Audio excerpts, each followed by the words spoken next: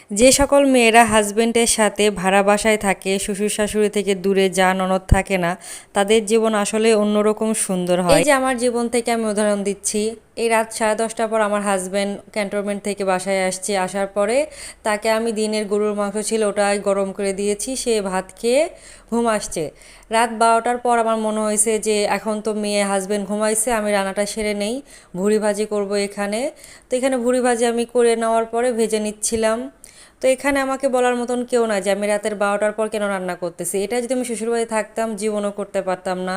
তারা হয়তো আমাকে কিছু বলতো না, বাট মনে মনে ভাবতো আমার ছেলের বউ সারা বছর অসুস্থ থাকে, যাতে নিজের সংসার আছে, আলাদা একটা ফ্রিডম আছে, আমি কিভাবে চলাফেরা করতেছি, কখন ঘুম থেকে উঠতেছি, বাসি ভাত খাচ্ছি না গরম ভাত খাচ্ছি, কেউ জাজ করতে আসবে না। যেদিন মনে হবে সারাদিন শুয়ে থাকবো, কিছু ভালো লাগতেছে না, রান্না বান্না করবো না, বাইরে খাইতে যাবো, স্বামীকে বলবো হোটেল থেকে কিছু কিনে নিয়ে আসতে, রুটি খাবো, ভাত খাবো না, যা ইচ্ছে তাই করতে পারবো, যেটা শ্বশুরবাড়িতে করা যায় না। মেয়েদের শ্বশুরবাড়িতে একটা দায়িত্ব থাকে ছেলের বউ হিসাবে, সেটা পালন করতে হয়। সেম হচ্ছে অনেক ভাবির সাথে দেখা হয়, কুষ্টিয়া ঝিনাইদহ এগুলো থেকে আসে, তখন তাদের সাথে কথা হওয়ার সময় একটা জিনিসই খুব খারাপ লাগে, ভাবিদের খুব ইচ্ছা ভাইদের সাথে কোয়ার্টারে বা বাইরে থাকার, কিন্তু তারা থাকতে পারে না। তাদের শ্বশুর শাশুড়ি অনেক বয়স্ক হওয়ার কারণে তাদের সেবা যত্ন করতে হয়।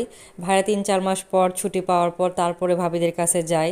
বাচ্চারাও বাবার ভালোবাসা থেকে বঞ্চিত হয়। আলহামদুলিল্লাহ আমার হাজব্যান্ডের সাথে আমি 2 বছর ধরে আসছি তার পারমিশন হওয়ার পর থেকেই, এবং আমার মেয়ে ছোটবেলা থেকে তার বাবার স্নেহ ভালোবাসা পাইছে। আমি কপাল এবং ভাগ্যকে খুব বিশ্বাস করি। আমি মনে করি আমার ভাগ্যে যেটা আল্লাহ লিখে রেখেছেন ওটা আমি পাবই, আর যেটা লিখে রাখে নাই সেটা নিয়ে আফসোসও করি না। অনেকে অন্যর জীবন দেখে অনেক আফসোস করে, ভাবে এটা আমার জীবনে নাই কেন, এটা আমার কখনো মনে হয় না।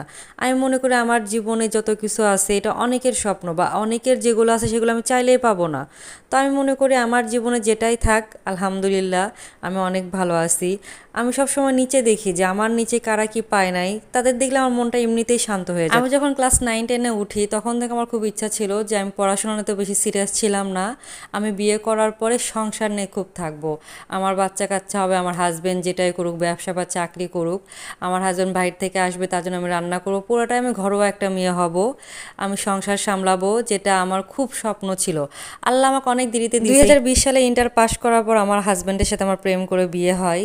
তার 2.5 বছর পর হাজব্যান্ডের সাথে আমি যশোর আসি 2023 সালে। এরপর থেকে আমার আলাদা একটা সংসার। আর প্রত্যেকটা মেয়েরই একটা ইচ্ছা থাকে তার স্বামীর সাথে আলাদা একটা সংসার হবে।